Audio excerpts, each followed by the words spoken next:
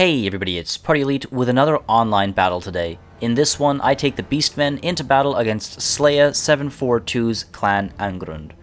I take Morgr to the field with Foe Seeker, Apocalyptic Vision, Spirit Essence of Chaos, and the Stave of Ruinous Corruption. 4 Bestigor Herd units, 2 ranked up to rank 1, will cause armor-piercing damage, which I'll obviously need against the Dwarfs, and I try to up their melee defense with ranks because it's pretty poor otherwise. 2 units of Senegors with great weapons bring armor-piercing in a much more mobile form, and I wanted something that could get in and out while disrupting formations. A Razorgore Chariot is good fun against infantry-heavy armies as well, especially armor-piercing against Dwarfs, and I'm always a fan of Warhounds with poison, just to quickly ping-pong in the back of enemy lines or to lure away Slayers and the like. Finally, 2 units of Minotaurs with shields should be able to deal a great deal of damage and be relatively safe from ranged fire and when I'm in melee. My opponent brought Belegar Ironhammer in charge with the Hammer of Angrund, Foe Seeker, Stand Your Ground, Mighty Oathstone, and Revenge Incarnate. His Runesmith is mortal, bringing the Master Rune of Grungni, Forge Fire, Master Rune of Strumni Redbeard, Rune of Oath and Steel, Rune of Wrath and Ruin, and the Rune of Negation.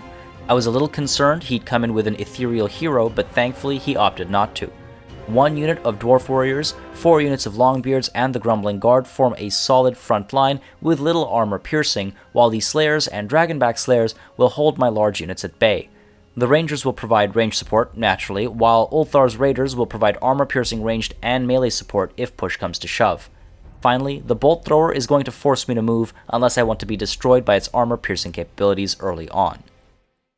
Alright, as always, we're going to start with a conversation about deployment, and it's relatively simple from both sides of the field.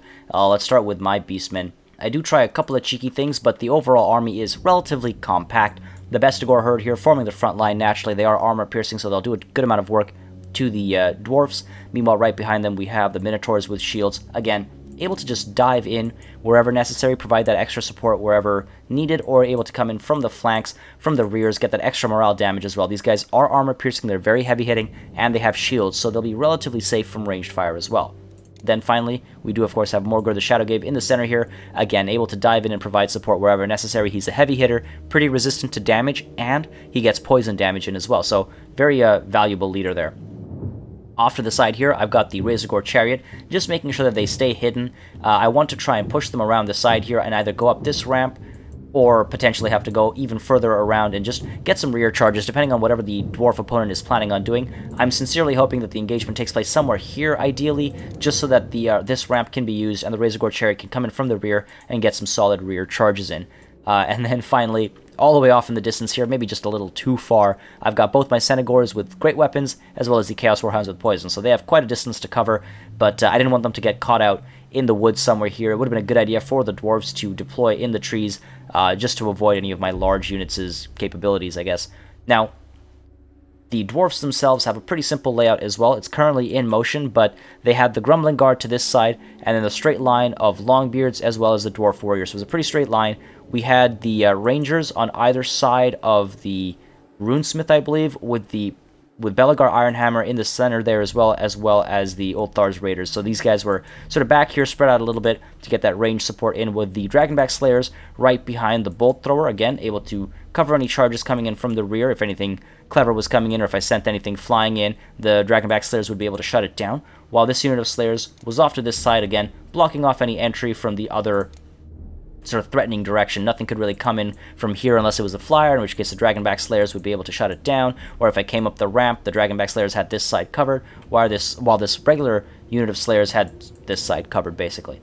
Now, they are already moving forward, as you can see, trying to get into a good position, I guess, having seen my army creep up. They want to get some shots in from the Bolt Thrower nice and early. I am sending my Razorgore Chariot out right away because it does have ground to cover, and I want to make sure that it's there for the initial engagements as soon as they start, as soon as they can be.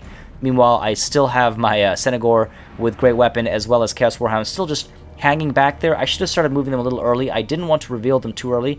I was hoping that they'd only show after the engagements begin, because I didn't want my opponent to be prepared for the inevitable charge that was coming in from that left flank.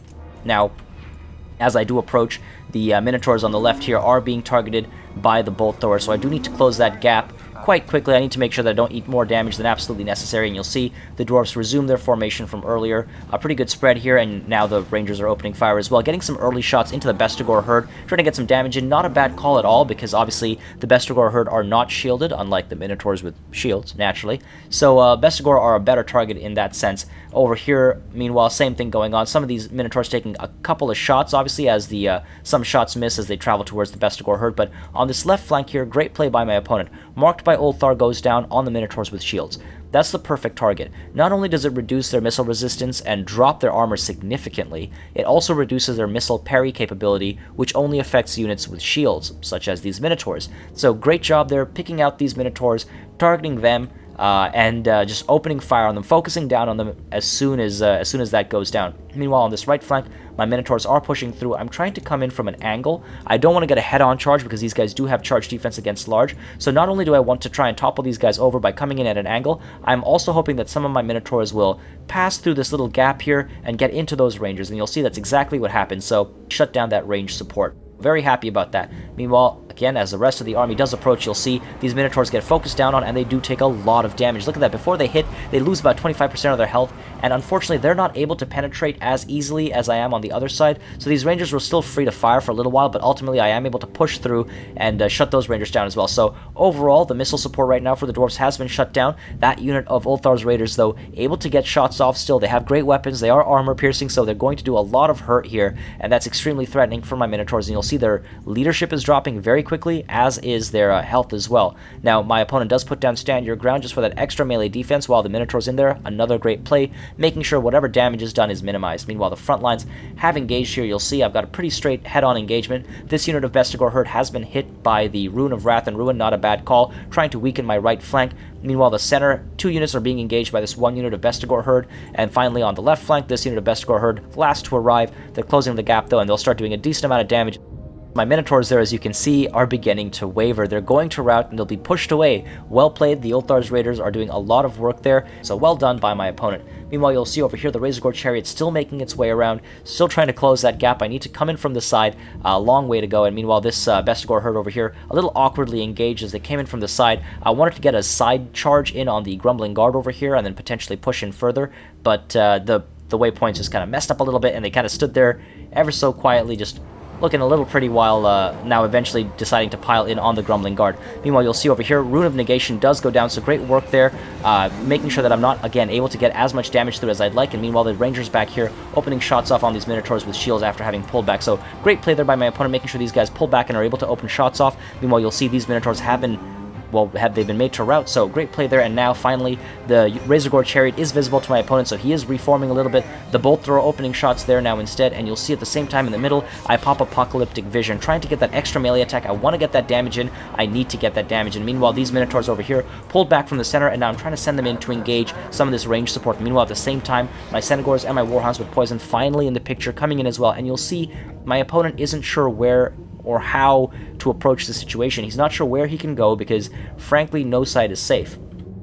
His Dragonback Slayers are up front here. They were trying to engage, I think, the Minotaurs while they were engaged over here, and his regular Slayers are still caught in combat over here, and they're actually blocked off by these Dwarf Warriors. They're down here, so they'll have to traverse through the Dwarf Warriors if they want to engage my Warhounds with Poison. These guys are going to close the gap very quickly into these Rangers, and I'm sending in my Razorgore Chariot up here currently, and I'm also sending my Minotaurs up here as well to shut down the Bolt Thrower. So I want to shut down all of the range support that my opponent has, and at the same time, you'll see right now, I'm losing this left flank. The Bestigor herd are having a terrible time. So as a result of that, I actually reassign a couple of things. I pull the Razorgore Chariot down here, and I also have the Centaur coming in as well, trying to get a nice charge in, and you'll see what happens here as both of these units come charging in, and that last unit of Centaurs with great weapons as well, they come in from a different angle, they come charging in. I pop in some Chaos Spawn as well to stop these Dragonback Slayers from coming in. The Chaos Spawn won't have a good time against the Slayers, but you know what? I want my Chariot to be safe. That has a lot of work to do. So take a look at what's going on here right now. A lot of damage being absorbed by these Dwarfs. I actually pulled these Centaurs with great weapons away as well. The Chaos Warhounds with Poison back here shut down the Rangers almost completely. They take a lot of damage, and meanwhile the Minotaurs with shields shutting down the Bolt Thrower. I want to kill all of that range support as quickly as possible to prevent any of that morale damage from taking place.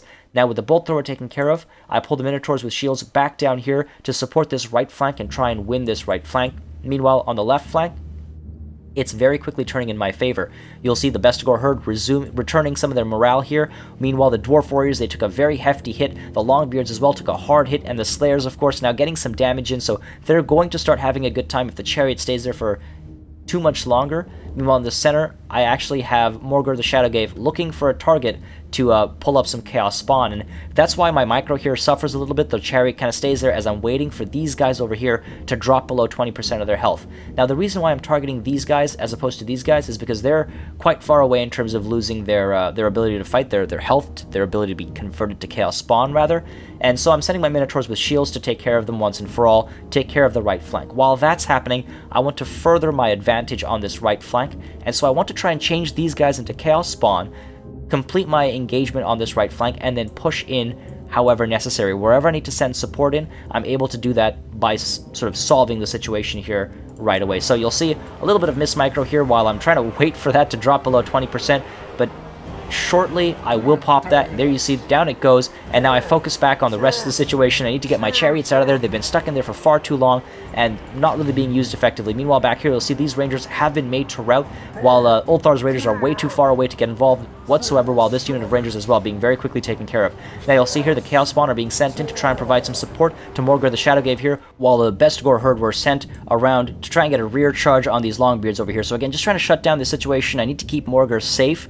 He's in a pretty dangerous situation, so just being a little wary there, and now finally able to pull my Razorgore Chariot out of there. So getting these guys out, I pull back this unit of Centaurs with great weapons. The Chaos Warhounds with poison can continue giving chase. Meanwhile, you'll see the right flank has been won very quickly after those Minotaurs came charging in. The Grumbling Guard have been taken care of. They are routing now. So I've freed up my right flank very quickly there, and you'll see Rune of Wrath and Ruin does go down on the Chaos Spawn there for a little while, and meanwhile back here you'll see the Centaurs with great weapons do charge in. There are the Slayers there, but I wanted to get that charge bonus in there, get the damage in, and then pull out right away. I don't need to stick around. I don't need these guys to fall apart. Meanwhile, over here you'll see the Razorgore Chariot just pushing into these Longbeards, trying to cause as much damage as possible, get as much use as possible of what's left of their health. Meanwhile, these Minotaurs with shields pulled back and sent over this way now so that I can free up the Razorgore Chariot and chase after something else, and these Centaurs with great weapons just finishing off these Dwarf Warriors, making sure they don't come back into the fight later on. Down here, meanwhile, we've got Rune of Oath and Steel going down, trying to protect the Dwarf Warriors, but unfortunately, when I've got armor piercing, that plus 30 to armor does not make any difference. The Bestigor herd continue to cause a lot of trouble. Chaos Spawn, their damage is a little affected because they're not armor piercing, but they are causing a lot of poison support. Meanwhile, the Centaur come in from the other flank. They come in from the left, and again, get a nice rear charge there, do a lot of damage. Rune of Wrath and Ruin does go down on them as well, so again, great targeting, doing a lot of work on them, but ultimately, I've managed to come out on top. I've managed to win both flanks, and I'm now squeezing in down the center. Chaos Warhounds as well being pulled in now to provide that extra support, get the poison in there, and I do need to pull Morgur out of there. I pop Foe Seeker, and I'm trying to get him out of there because he's eating a lot of damage, and I cannot support the drop in leadership if he were to die. Meanwhile, just take a look at the field really quickly as these Minotaurs come charging in and trying to get some damage in there. Just take a look at the field. I've got this unit of Minotaurs, maybe a little poorly assigned, chasing after those Dwarf Warriors. I could have used them back here, but apart from that, there is no more range support for the Dwarfs, and there hasn't been for the majority of this battle. They were almost instantly shut down and then chased away. So without that range support, the Dwarfs are falling apart very quickly. Most of my units, I would say 30% of my army at this point, would run away with the slightest hint of ranged fire coming in. These Bestigor herd would give up, this unit of Bestigor herd as well. The Minotaurs with shields, they'd probably be okay, but they'd start wavering as well. Morgur may have actually given up if he was under some range fire, and that's why I need to make sure I shut that down as quickly as possible. But you'll see here in the center, as I pull Morgur away into some safety, I don't want him to fall apart and die. I keep most of my other units sort of locked in combat here. Another shatter there with these Longbeards. I pull my Centaur with great weapon away again. I do want them to come back with another charge. Morgur goes up toe-to-toe with the Runesmith, and again, I send the Bestigor herd in there as well to provide some support. I need to make sure that Morgur is safe. I need to have some space for him to regenerate his health as well. And you'll see here as well, we're trying to just shut down these Grumbling Guard, and it's mainly cleanup right now. Bringing these Centaur herd in as well, just to make sure the bolt throwers don't go back and re-equip themselves. Chaos Spawn and Warhounds, just making sure these guys completely shatter and die away. Runesmith has been taken care of as well, giving a little bit of a chase there, and now just surrounding Belegar Ironhammer here, needing to finish him off, but it's not going to be a problem. He's going to start giving up as the rest of his army does shatter in just a moment's time. A Pyrrhic victory for the Beastmen. Now, my opponent made some really good moves with his runes and used Marked by Ulthar quite well early on. Unfortunately for him, when my Warhounds came in alongside the 2 units of Senegors with great weapons, he responded neither in time nor well enough. The one flank that he was winning early on was quickly toppled over and turned to my side when my cavalry came riding in. His ranged contingent spent majority of the battle out of range or running away, as a complete waste of points, and without causing too much damage to health or morale in the long run. The center and the right flank were either even or in my favor, and though he was winning the left flank as I mentioned earlier, my chariots and cavalry were able to ride in alongside my Chaos Spawn to quickly turn the tide there as well.